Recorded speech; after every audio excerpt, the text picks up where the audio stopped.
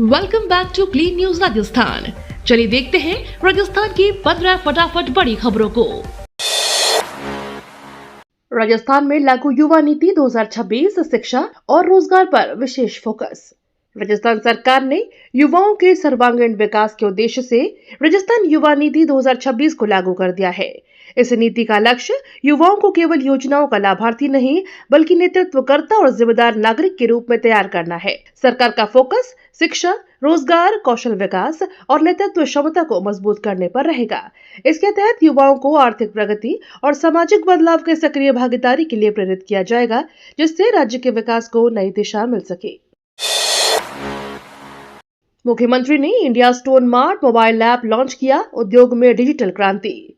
मुख्यमंत्री भजनलाल शर्मा ने India stone mart mobile app का उद्घाटन किया, जो उद्योग जगत में एक ऐतिहासिक डिजिटल पहल है। इस ऐप के माध्यम से स्टोन उद्योग के व्यापारियों, उपभोक्ताओं और अन्य हितधारकों को डिजिटल प्लेटफॉर्म पर जोड़कर व्यापार और लेन देन को सरल बनाया जाएगा। मुख्यमंत्री ने कहा कि यह कदम उद्योग की पहचान बढ़ाने और रोजगार एवं व्यापार को नई दिशा देने में मदद करेगा। ऐप से व्यापार में पारदर्शिता और सुविधा भी सुनिश्चित होगी। राजस्थान शिक्षा विभाग करेगा 5 साल की भर्तियों की जांच, फर्जी नियुक्तियों पर सख्ती। राजस्थान का माध्यमिक शिक्षा विभाग पिछले 5 वर्षों की सभी भर्तियों की व्यापक जांच करने जा रहा है। यह कदम फर्जी तरीके से नौकरी पाने वालों के खिलाफ सख्ती के तहत उठाया गया है। विभाग ने आदेश जारी कर दिया है कि जांच के दौरान सभी नियुक्तियों की वैधता और प्रक्रिया की समीक्षा की जाएगी। अधिकारियों का कहना है कि इससे दोषियों के खिलाफ कड़ी कार्रवाई की जाएगी और भर्ती प्रक्रिया में पारदर्शिता सुनिश्चित होगी। राजस्थान के कई जिलों में बारिश, ओलावृष्टि, मौसम विभाग ने जारी किया ऑरेंज अलर्ट। राजस्थान के मौसम में अचानक करवट ली है, जहां सर्दी के बीच कई जिलों में बारिश और ओलावृष्टि दर्ज हुई है। झुंझुनू जिले के विभिन्न हिस्सों में हल्की बारिश के साथ ओले गिरे, जिससे ठंड और बढ़ गई और तापमान में गिरावट आई है। सबसे अधिक असर सूरजगढ़ उपखंड के कुलोट और आसपास के क्षेत्रों में देखने को मिला, जहां हल्की ओलावृष्टि हुई। मौसम विभाग ने हालात को देखते हुए ऑरेंज अलर्ट जारी किया है। छोटी खाटू में शिक्षा के नए युग की शुरुआत, 449 लाख का भवन। छोटी खाटू में शिक्षा के क्षेत्र में नया कदम उठाते हुए 449 लाख की लागत से विद्यालय का भव्य भवन बनने जा रहा है। यह परियोजना छात्रों को बेहतर शिक्षा सुविधाएं प्राप्त करने और आधुनिक शिक्षण के लिए बनाया जा रहा है। नए भवन में लाइब्रेरी, विज्ञान प्रयोगशाला और कंप्यूटर कक्ष सहित अत्याधुनिक सुविधाएं शामिल होंगी। इससे इलाके में शिक्षा स्तर में सुधार होगा और बच्चों के सर्वांगीण विकास को बढ़ावा मिलने की उम्मीद है। ओएमआर घोटाला और पेपर लीक पर बाड़मेर में युवाओं का बड़ा प्रदर्शन। ओएमआर शीट घोटाला और पेपर लीक के खिलाफ बाड़मेर में युवाओं ने जिला कलेक्ट्रेट के सामने जोरदार प्रदर्शन किया। हजारों की संख्या में युवा सड़कों पर उतरे और भर्ती प्रक्रिया में पारदर्शिता की मांग की। इस प्रदर्शन में हरीश चौधरी, लक्ष्मण गोदारा और पूर्व मंत्री हेमाराम चौधरी सहित कई कांग्रेस नेता शामिल हुए।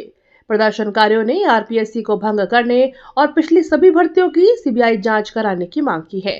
सांसद उमेदराम मेनीवाल ने युवाओं को समर्थन देने का आश्वासन दिया। पाकिस्तान बड़ा भाई बयान पर बवाल, अजमेर कॉलेज में प्रदर्शन तेज। अजमेर के सम्राट पृथ्वीराज चौहान राज्य के महाविद्यालय के प्राचार्य मनोज बेरवाल के विवादित बयान से मामला लगातार तूल पकड़ता जा रहा है। छात्रों ने कॉलेज परिसर में विरोध प्रदर्शन शुरू कर दिया है। प्राचार्य ने सफाई देते हुए कहा कि उनके व्याख्यान की बातों को संदर्भ से काटकर पेश किया गया है। उन्होंने दावा किया कि पाकिस्तान मेरा बड़ा भाई है, जैसे पंक्ति व्यंग्यात्मक थी, जिसे गलत तरीके से समझाया गया। उन्होंने भारत को सनातन राष्ट्र बनाते हुए नेहरू के योगदान की भी सराहना की।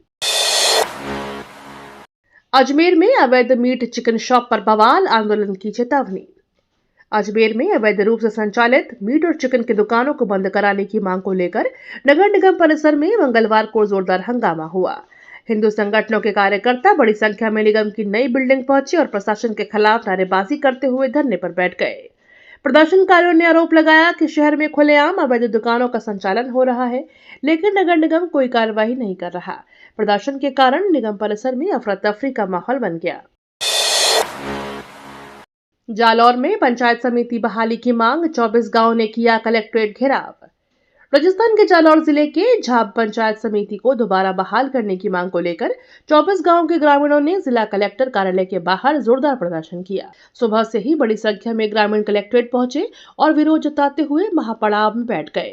प्रदर्शनकारियों ने प्रशासन पर अनदेखी का आरोप लगाया और मांगे पूरी नहीं होने पर आगामी चुनाव के बहिष्कार की चेतावनी दी। मौके पर तनाव का माहौल रहा, जबकि प्रशासन ने स्थिति संभालने का प्रयास किया। सरकारी स्कूलों में बाल वाटिका का शुभारंभ, बच्चों का उज्जवल भविष्य संवारने की पहल। बापूनगर पीएम श्री राजकीय बालिका उच्च माध्यमिक विद्यालय में सरकारी स्कूलों में पहली बार बाल वाटिका का शुभारंभ किया गया। इस पहल के तहत नन्हेहालों को सुरक्षित और आधुनिक परिवेश में खेल खेल में शिक्षा और कौशल सीखने का अवसर मिला। स्कूल प्रशासन का कहना है कि बाल वाटिका बच्चों के समग्र विकास, खेलकूद और सृजनात्मक गतिविधियों को बढ़ावा देने के लिए एक महत्वपूर्ण कदम है, जिससे उनके भविष्य को मजबूत और उज्जवल बनाया जा सके। रबी सीजन में किसानों को बिजली की पर्याप्त आपूर्ति, संकट की कोई संभावना नहीं। सरकार ने रबी सीजन में किसानों को बिजली की पर्याप्त आपूर्ति सुनिश्चित करने का भरोसा दिलाया है। अधिकारियों ने बताया कि सिंचाई और कृषि कार्यों के लिए बिजली की कटौती नहीं की जाएगी। कृषि विभाग और विद्युत विभाग ने मिलकर तैयार योजना के तहत किसानों को निर्बाध बिजली उपलब्ध कराने की तैयारी पूरी कर ली है। इससे रबी फसलों की सिंचाई में किसी भी प्रकार की बाधा नहीं आएगी और किसानों को उत्पादन बढ़ाने में मदद मिलेगी। मुख्य सचिव ने मातृवंदना और लाडो प्रोत्साहन योजनाओं की समीक्षा की। राज्य के मुख्य सचिव ने प्रधानमंत्री मातृवंदना योजना और लाडो प्रोत्साहन योजना की प्रगति की समीक्षा की। बैठक में दोनों योजनाओं के क्रियान्वयन, लाभार्थियों तक लाभ पहुंचाने और गुणवत्ता सुधार के मुद्दों पर चर्चा की गई। अधिकारियों को निर्देश दिए गए हैं कि समय पर फंड का उपयोग सुनिश्चित किया जाए और योजना का लाभ अधिक से अधिक परिवारों तक पहुंचे। समीक्षा में योजना के सकारात्मक प्रभाव और आगामी सुधारों पर भी जोर दिया गया। विधानसभा सत्र से पहले गरमाई सियासत, जूली ने सरकार पर साधा निशाना। आगामी राजस्थान विधानसभा सत्र से पहले सर्वदलीय बैठक के बाद नेता प्रतिपक्ष टीकाराम जूली ने सरकार पर तीखा हमला बोला। उन्होंने कहा कि सत्र में किसानों, युवाओं, गरीबों और महिलाओं से जुड़े मुद्दों पर गंभीर चर्चा होनी चाहिए। जूली ने मांग की है कि विपक्ष द्वारा उठाए गए हर सवाल पर सरकार स्पष्ट जवाब दे। उन्होंने डिस्टर्ब एरिया बिल को राजस्थान की छवि खराब करने की कोशिश बताया और कहा कि विपक्ष जनहित के मुद्दों पर पीछे नहीं हटेगा। यूजीसी नए नियम पर विवाद, शिक्षा मंत्री बोले दुरुपयोग की अनुमति नहीं। यूजीसी के नए नियम को लेकर चल रहे विवाद के बीच केंद्रीय शिक्षा मंत्री धर्मेंद्र प्रधान ने बड़ा बयान दिया है। उन्होंने राजस्थान के डीडवाना कुचामन जिले के छोटी खाटू में कहा कि शिक्षा व्यवस्था में किसी भी तरह का उत्पीड़न या भेदभाव बर्दाश्त नहीं किया जाएगा। मंत्री ने स्पष्ट किया कि डिस्क्रिमिनेशन के नाम पर नियमों का दुरुपयोग करने का अधिकार किसी को नहीं है। उन्होंने कहा कि यूजीसी, केंद्र सरकार और राज्य सरकारें सभी संविधान की सीमाओं के भीतर रहकर काम करेंगी।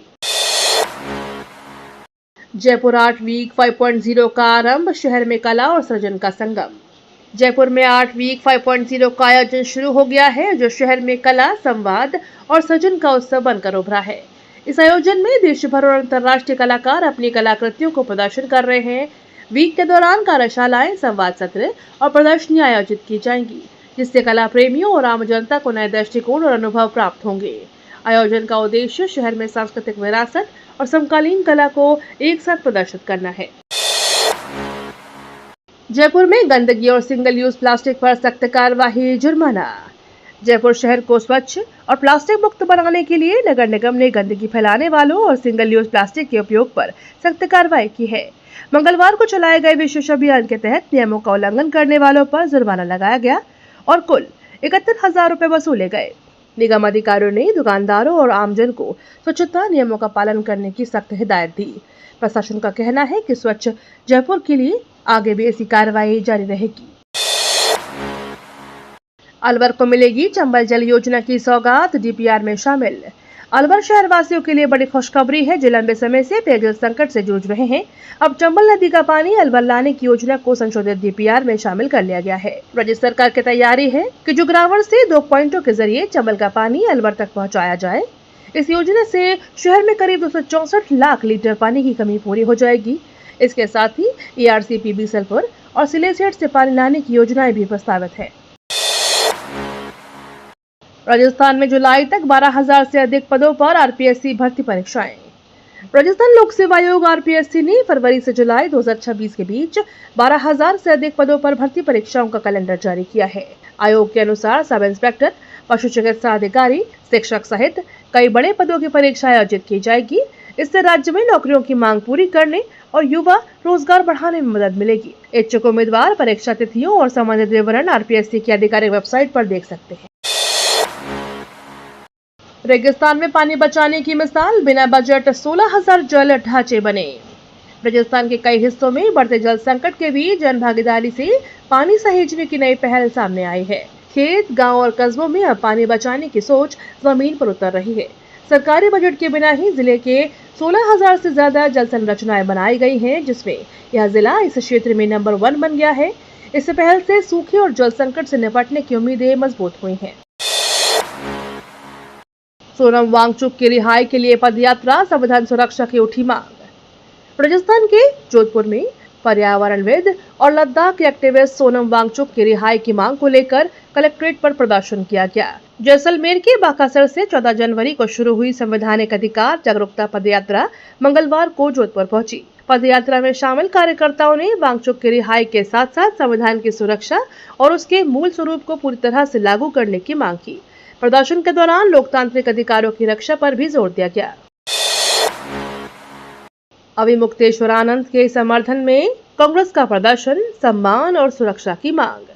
प्रयागराज में माघ मेला प्रशासन और शंकराचार्य अविमुक्तेश्वरानंद के बीच हुए विवाद को लेकर अजमेर में कांग्रेस के जिला मुख्यालय के बाहर जोरदार विरोध प्रदर्शन किया गया। प्रदर्शन को देखते हुए पुलिस ने पहले से बैरिकेड लगाकर मुख्य द्वार बंद कर दिया, जिसके चलते कांग्रेस कार्यकर्ताओं ने बाहर ही धरना दिया। कांग्रेस प्रतिनिधिमंडल ने राष्ट्रपति के नाम जिला कलेक्टर को ज्ञापन सौंपते हुए शंकराचार्य को सम्मान और सुरक्षा देने तथा दोषियों के खिलाफ कड़ी कार्रवाई की मांग की। इंडिया EU FTA से हस्तशिल्प और श्रम प्रधान उद्योगों को मिलेगा नया बाजार। भारत और यूरोपीय संघ के बीच हुए इंडिया EU FTA से भारतीय निर्यातकों, उद्योगों और कारीगरों को बड़ा लाभ मिलने की उम्मीद है। इस समझौते के तहत भारत को यूरोपीय संघ के 27 देशों के बाजारों तक बेहतर पहुंच मिलेगी, जिससे व्यापार, निवेश और रोजगार के नए अवसर खुलेंगे। खासतौर पर पारंपरिक उद्योगों और हस्तशिल्प क्षेत्रों को मजबूती मिलेगी। उप मुख्यमंत्री दिया कुमारी ने इसे श्रम प्रधान उद्योगों के लिए परिवर्तनकारी बताया, जबकि EPS से इसे हैंडीक्राफ्ट इंडस्ट्री के लिए मील का पत्थर कहा। AI कौशल प्रशिक्षण में युवा तेजी से बढ़े, 1 माह में 2 लाख रजिस्ट्रेशन। युवाओं में आर्टिफिशियल इंटेलिजेंस के कौशल को सीखने की बढ़ती रुचि दिख रही है। कौशल विकास और उद्यमशीलता मंत्रालय ने स्किलिंग फॉर AI रेडीनेस कार्यक्रम के तहत ऑनलाइन प्रशिक्षण पाठ्यक्रम शुरू किए, जिन्हें युवाओं ने हाथों हाथ अपनाया। केवल 1 महीने में देश भर से 2,11,000 से अधिक अभ्यर्थियों ने रजिस्ट्रेशन कराया है। यह दर्शाता है कि युवा AI के वर्तमान प्रभाव और भविष्य में इसकी आवश्यकता को समझ रहे हैं। NCR और आसपास वायु प्रदूषण नियंत्रण पर उच्च स्तरीय समीक्षा बैठक। NCR और उसके आसपास के क्षेत्रों में वायु प्रदूषण को नियंत्रित करने के लिए उच्च स्तरीय समीक्षा बैठक आयोजित की गई। बैठक में संबंधित अधिकारियों ने प्रदूषण की वर्तमान स्थिति, संभावित स्रोत और नियंत्रण उपायों पर चर्चा की। विभिन्न विभागों को मिलकर प्रदूषण कम करने के लिए ठोस रणनीतियां बनाने का निर्देश दिया। अधिकारी यह सुनिश्चित करेंगे कि औद्योगिक परिवहन और निर्माण गतिविधियों के कारण वायु गुणवत्ता पर नकारात्मक प्रभाव न्यूनतम हो। अडानी एम्ब्रेयर साझेदारी, भारत में 150 सीट तक के कमर्शियल विमान निर्माण। अडानी समूह और ब्राजील की विमान निर्माता कंपनी एम्ब्रायर ने भारत में क्षेत्रीय विमान निर्माण के लिए रणनीतिक समझौता किया है। इसके तहत 150 सीट तक के कमर्शियल विमान बनाए जाएंगे। हालांकि निवेश राशि और संयंत्र का स्थान अभी घोषित नहीं किया गया है। यह साझेदारी भारत के तेजी से बढ़ते नागर विमानन बाजार और छोटे मझोले शहर के लिए बेहतर हवाई संपर्क सुनिश्चित करेगी। विशेषज्ञ इसे विमानन उद्योग में नई संभावनाओं के रूप में देख रहे हैं। ये तो थी राजस्थान की बड़ी खबरें। रोजाना सबसे पहले अपडेट पाने के लिए क्लीन न्यूज राजस्थान को अभी सब्सक्राइब करें।